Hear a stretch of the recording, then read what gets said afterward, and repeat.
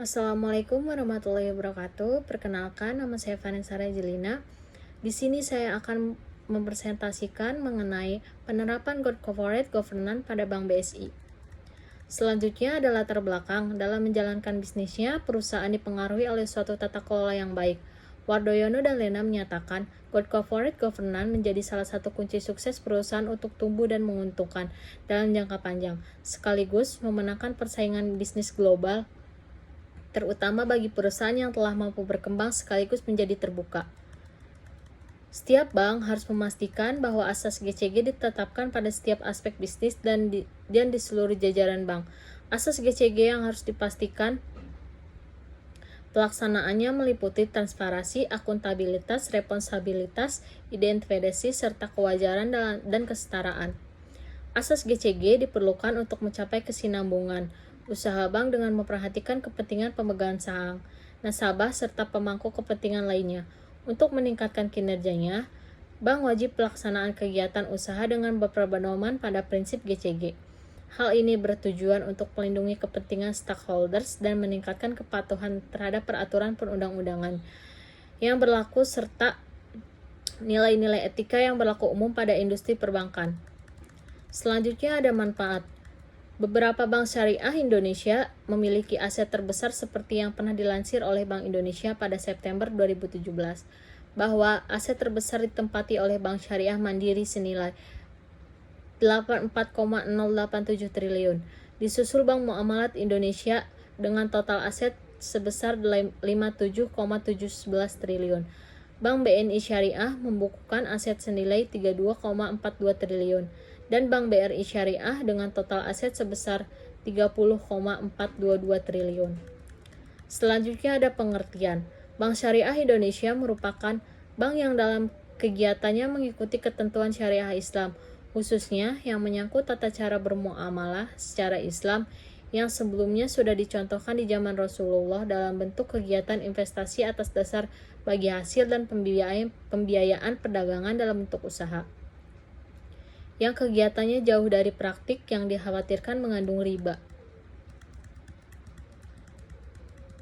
Perkembangan corporate governance di Indonesia diawali dengan timbulnya kesadaran untuk memperbaiki situasi perekonomian akibat krisis ekonomi tahun 1997. Pada tahun tersebut, perekonomian ini tidak stabil yang diakibatkan kurangnya transparansi pengelolaan perusahaan yang berimbas pengawasan publik menjadi lemah. Hal ini terjadi bukan karena merosotnya nilai tukar rupiah, melainkan karena belum berjalannya praktek GCG di kalangan perbankan. Selain itu, terungkapnya skandal keuangan berskala besar yang dilakukan oleh perusahaan Lipo Bank dan lain-lain. Hal ini terjadi karena lemahnya pengawasan yang independen. Dari corporate boards, 3 pelaksanaan GCG pada industri perbankan dimaksud sebagai salah satu upaya untuk memperkuat kondisi internal perbankan. Mengingat resiko dan tantangan yang dihadapi industri, perbankan akan semakin meningkatkan sesuai dengan perkembangan zaman. GCG adalah merupakan suatu istilah yang berasal dari bahasa Inggris, yaitu good yang berarti baik, corporate yang berarti perusahaan, dan governance yang berarti pengaturan. Secara umum, istilah good foreign governance diartikan dalam bahasa Indonesia dengan tata kelola perusahaan yang baik. Istilah ini dalam dunia perbankan diartikan dengan tata kelola yang baik. Selanjutnya ada transparansi. Transparansi adalah keterbukaan dalam mengemukakan informasi yang material dan relevan.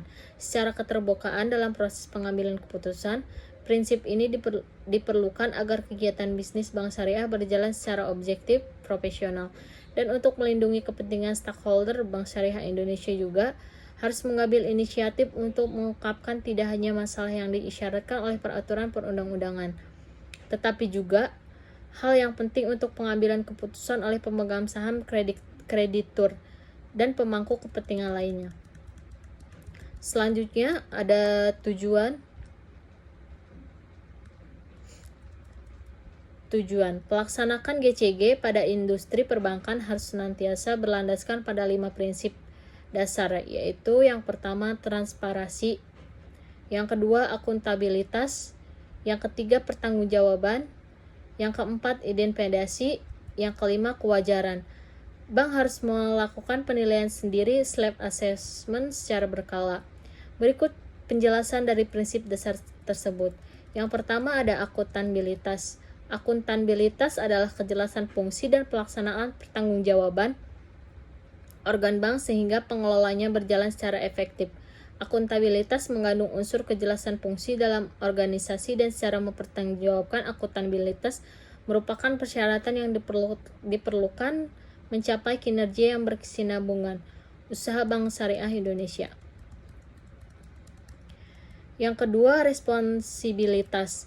Responsibilitas adalah kesesuaian pengelolaan bank dengan peraturan perundang-undangan yang berlaku dan prinsip-prinsip pengelolaan bank yang sehat.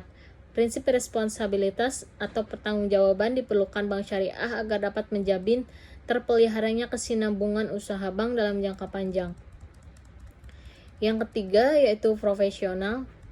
Profesional yaitu memiliki kompetisi, mampu bertindak objektif dan bebas dari pengaruh atau tekanan dari pihak manapun, atau independen, serta memiliki komitmen yang tinggi untuk membangun Bank Syariah Indonesia. Untuk melancarkan pelaksanaan prinsip-prinsip GCG, perusahaan harus dikelola secara independen sehingga masing-masing organ perusahaan tidak saling mendominasi dan tidak dapat diinvestasi oleh pihak lain. Profesional mengandung unsur kemandirian dari dominasi pihak lain dan berlaku objektif melaksanakan tugas dan kewajiban. Selanjutnya yang keempat ada kewajaran. Kewajaran yakni keadilan dan kesetaraan dalam memenuhi hak-hak stakeholders berdasarkan perjanjian dan peraturan perundang-undangan yang berlaku. Bank Syariah Indonesia harus senantiasa memperhatikan kepentingan pemegang saham dan pengakuk kepentingan lainnya berdasarkan asas kewajaran dan kesetaraan. Selanjutnya di sini ada data perusahaan. Internal Audit Division menjalankan audit tahunan seperti audit umum kantor cabang reguler. Yang kedua, audit umum kantor cabang mikro. Yang ketiga, audit umum kantor pusat. Yang keempat, audit tindak lanjut. Yang kelima, audit tindak lanjut whistleblowing system. Yang keenam, audit tematik. Dan yang terakhir, audit lainnya. Internal Audit Division merupakan dua jenis metode pemeriksaan terhadap kantor cabang, yaitu dengan metode off-site audit atau pemeriksaan kantor pusat dan on-site audit atau pemeriksaan di lokasi kantor cabang. Selanjutnya ada sejarah. Hal ini menunjukkan bahwa corporates atau GCG adalah salah satu pilar dari ekonomi pasar. Ia berkaitan erat dengan kepercayaan, baik terhadap perusahaan yang pelaksanaannya maupun terhadap iklim usaha di suatu negara. Penerapan GCG mendorong terciptanya persaingan yang sehat dan iklim usaha yang kondusif. Forum for Corporate Governance di Indonesia atau FCGI mengartikan corporate governance sebagai seperangkat peraturan yang mendefinisikan hubungan antara pemegang saham, manajer, kreditor, pemerintah, karyawan, dan stakeholder internal maupun eksternal lainnya, sehubungan dengan hak dan tanggung jawab atau sistem di mana perusahaan diarahkan dan dikembalikan. Menurut Bank Dunia, CGC adalah aturan, standar, dan organisasi di bidang ekonomi yang mengatur perilaku pemilik perusahaan, direktur dan manajer, serta perincian dan penjabaran tugas dan wewenang serta pertanggungjawabannya kepada investor atau pemegang saham dan kreditur. Tujuannya untuk menciptakan sistem pengendalian dan keseimbangan atau check and balance untuk mencegah kemungkinan penyalahgunaan sumber daya perusahaan dan tetap mendorong terjadinya pertumbuhan perusahaan. Syahroja mendefinisikan GCG sebagai suatu mekanisme tata kelola organisasi secara baik dalam melakukan pengelolaan sumber daya organisasi secara efisien, efektif, ekonomis, ataupun produktif, dengan prinsip-prinsip keterbukaan, akuntabilitas, pertanggungjawaban, independen, dan adil dalam rangka mencapai tujuan organisasi. Tata kelola organisasi yang baik dapat dilihat dari segi mekanisme internal organisasi ataupun mekanisme eksternal organisasi. Selanjutnya ada kesimpulan.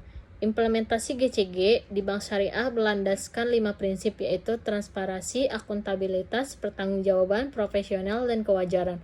Dalam rangka menerapkan kelima prinsip tersebut, Bank Syariah harus memenuhi prinsip syariah, Karenanya, peran DPS dalam implementasi GCG menjadi sangat penting, yaitu mengawasi dan memastikan bahwa suatu bank syariah Indonesia dalam operasionalnya telah sesuai dengan prinsip Bank Syariah Indonesia. Selanjutnya ada saran penerapan GCG di bank syariah teratas, aset terbesar sudah diterapkan dengan baik. Terlihat dari penilaian self assessment yang dilakukan oleh masing-masing bank dan masuk dalam kategori sangat baik maupun baik. BSM menerapkan prinsip-prinsip GCG sehingga menjadi sebuah budaya di BSM, BMI, dan BNI Syariah melaksanakan prinsip-prinsip GCG secara islami dan mendapatkan satu prinsip yaitu social awareness, dan BRIS juga telah menerapkan kelima prinsip tersebut. Mungkin itu saja penjelasan presentasi dari saya. Kurang lebihnya mohon dimaafkan dan harap dimaklum. Assalamualaikum warahmatullahi wabarakatuh.